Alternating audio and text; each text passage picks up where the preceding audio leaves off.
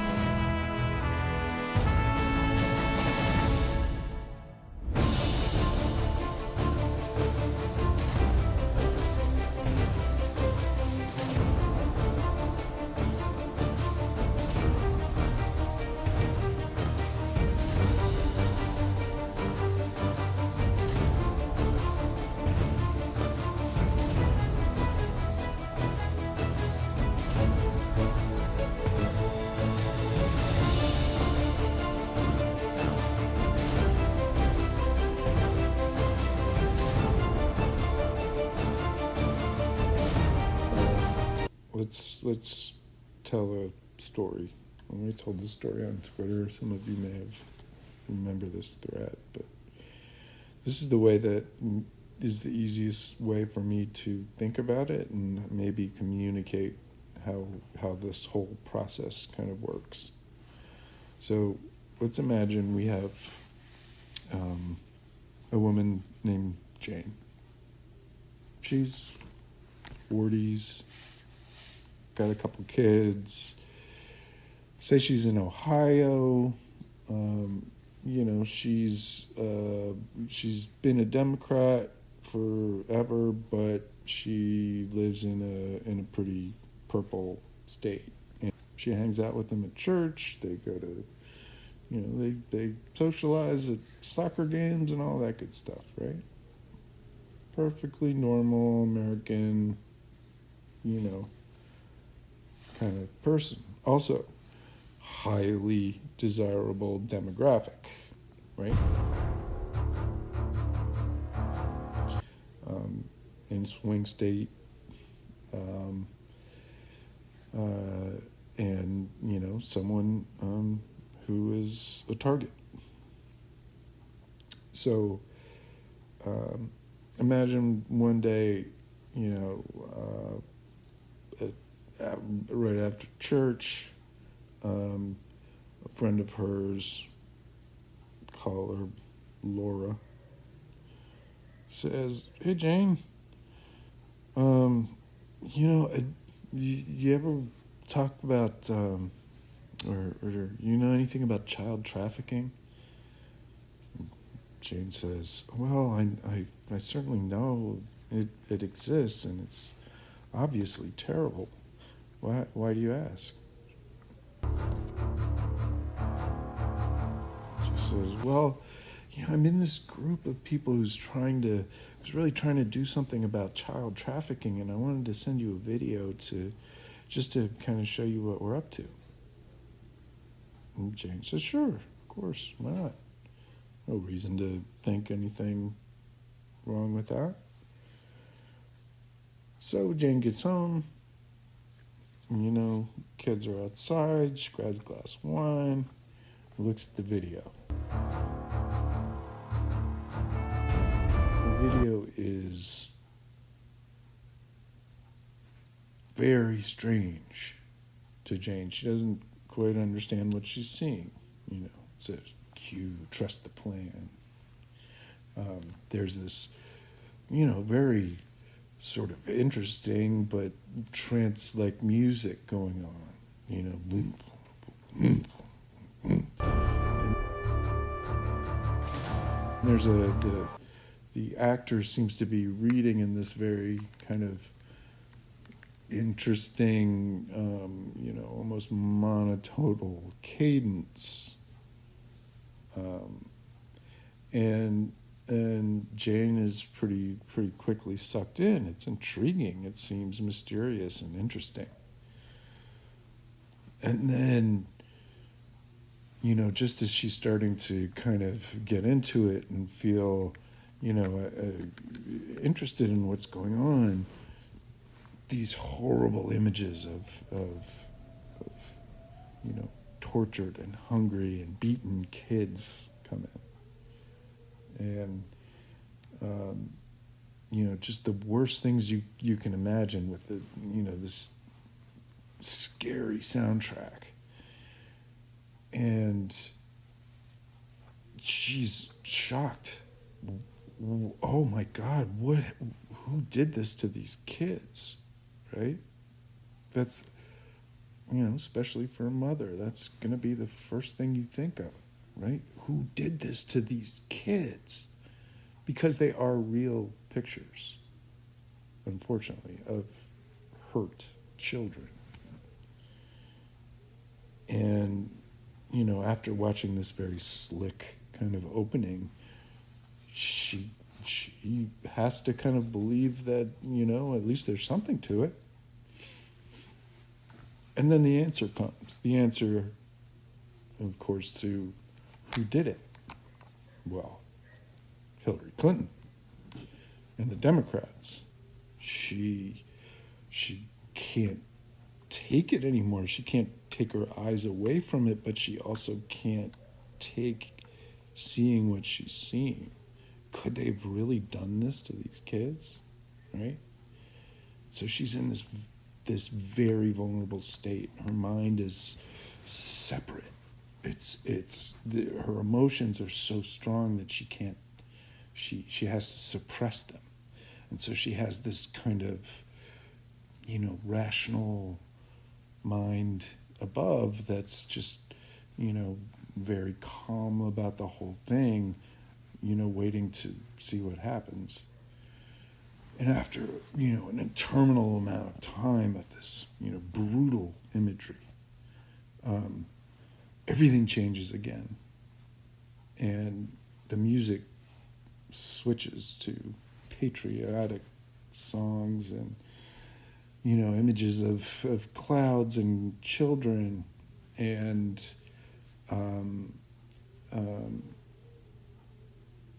pictures of Donald Trump. Vladimir, not Vladimir Putin back then, but these days, Vladimir Putin would show up.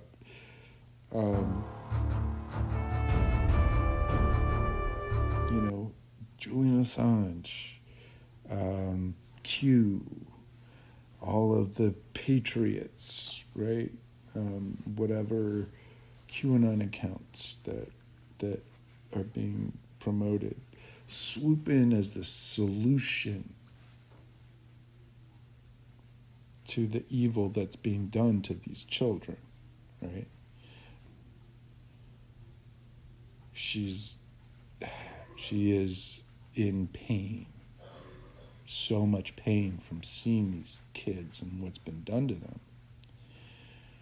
And then the solution comes, right?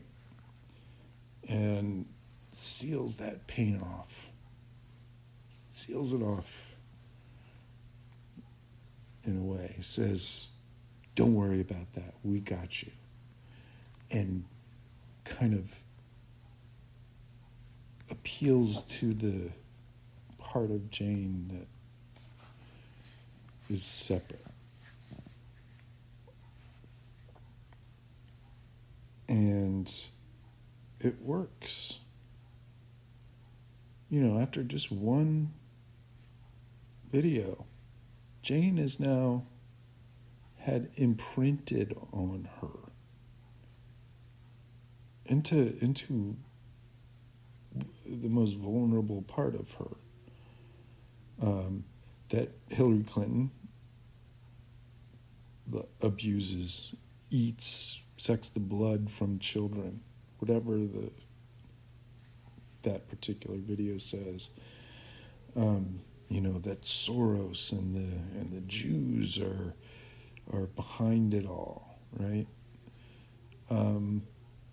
And that Donald Trump and Mike Flynn and Q are going to save these children.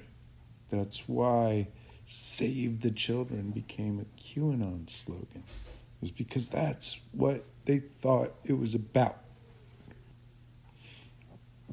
But it doesn't stop there, of course. It's just one video. But Jane's compelled. She's Laura. Oh my God, is this real? It's not real, is it? And remember, she's hurt. She's shaken.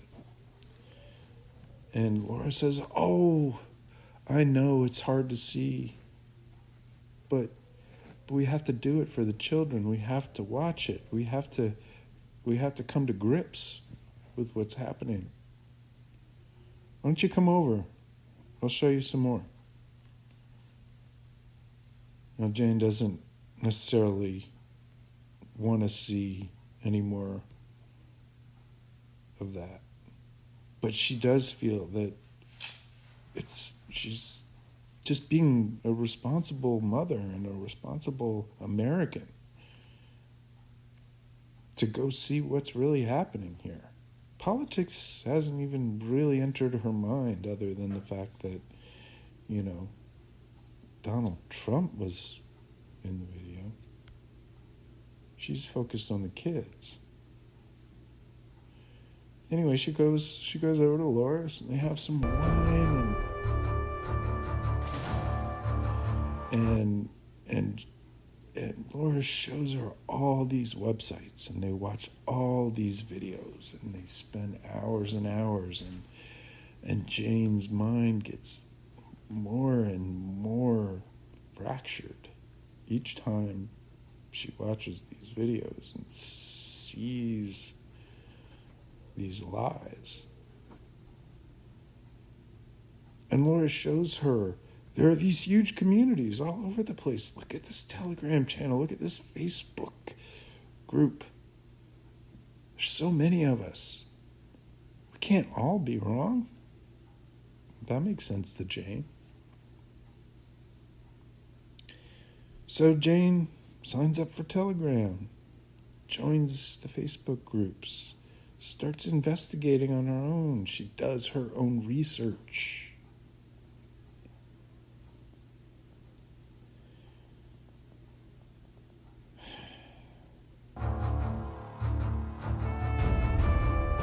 And gradually, over the course of a few weeks or a few months,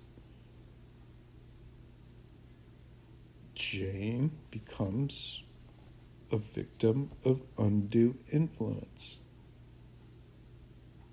Her family starts to notice. She loses interest in just about everything except for Laura and her phone. She's saying all kinds of weird stuff about,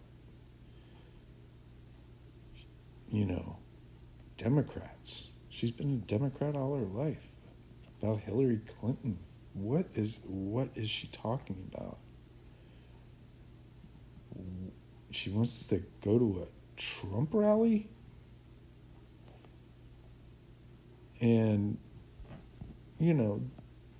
everyone has a right to change their politics, but it doesn't seem right to anyone. Not to her husband, not to her kids, not to her family. Laura understands. Laura understands everything. She's the only one. Well, now all of her friends on Telegram, they understand. It's a detached kind of version, a ghost of the person that was there before. Now, how much of the original them is left depends on how hurt they are, how victimized they've been, how coerced by propaganda and lies and, cult dynamics. How severe is the damage?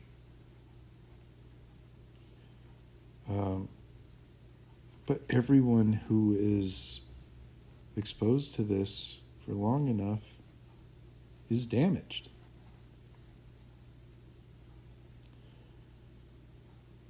So, one of the things that has driven me, as I mentioned before, is trying to figure out from people like Stephen Hassan, okay, if you had Jane as a client, how would you talk to her? What would you say? What are the right ways and wrong ways to talk to cult members? And you know what? There are answers. There are answers. It's not something that normal people cannot help with. Again, we're not talking deprogramming. We're not talking about, psychological interventions. We're just talking about rehumanizing people and understanding that the person that they know is still there. They're just trapped. They've been traumatized and dissociated, and a lot of themselves is now been submerged, and this kind of weird ghost of their former self that people always talk about. It's the most common thing I used to hear is, I just don't recognize her anymore.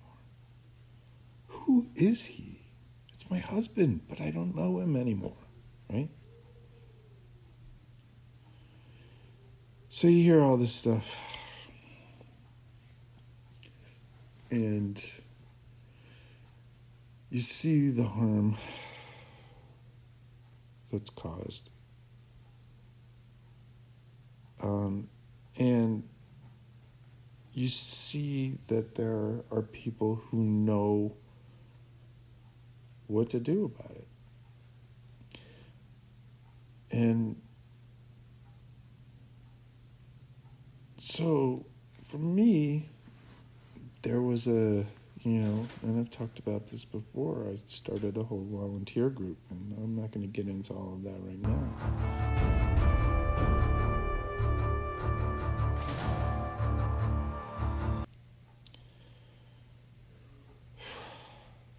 All right. I'm a little bit drained. This stuff is hard for me to talk about. So I'm going to leave it there for right now. But, I will be writing more about this. It's been a while since I've, really kind of got back into this part of things. But, it is really the most important thing we can do is, figure out how to help our fellow citizens. So, anyway, thank you for listening. Take care.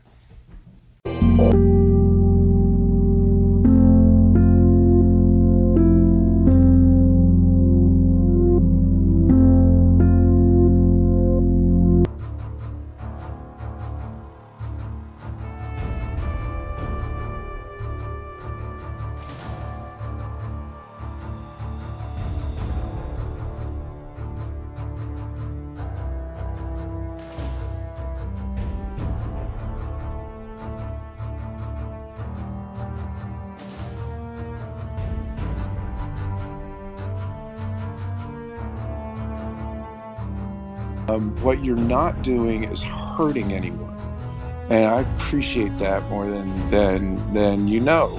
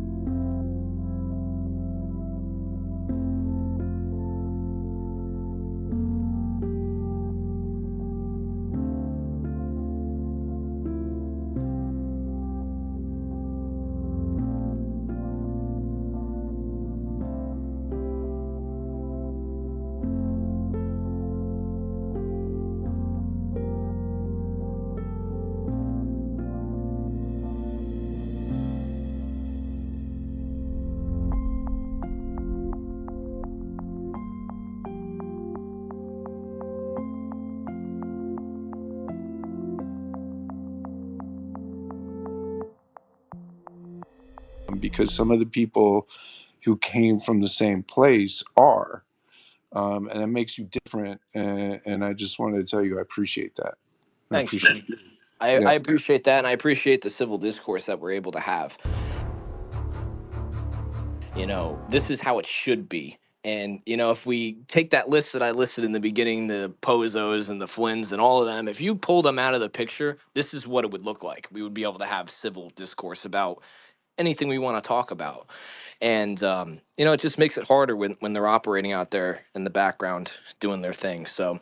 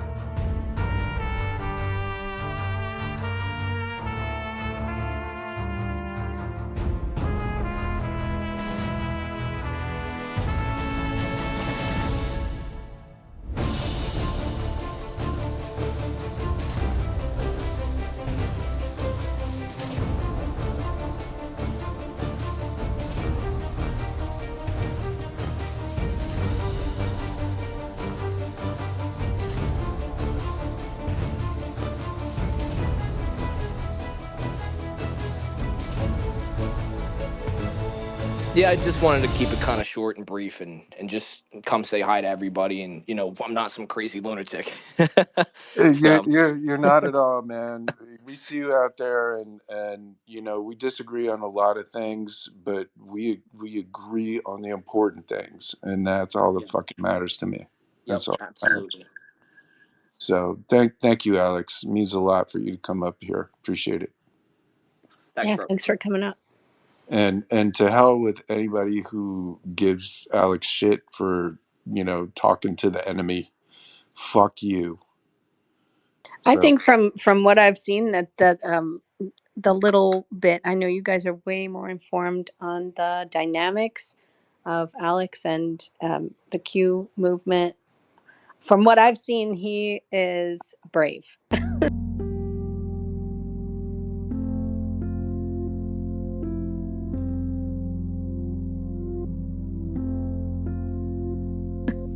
Brave for speaking out. And Absolutely. I mean, it's hard to swim upstream. And it Well, seems they're brutal. yeah. And I've experienced this firsthand.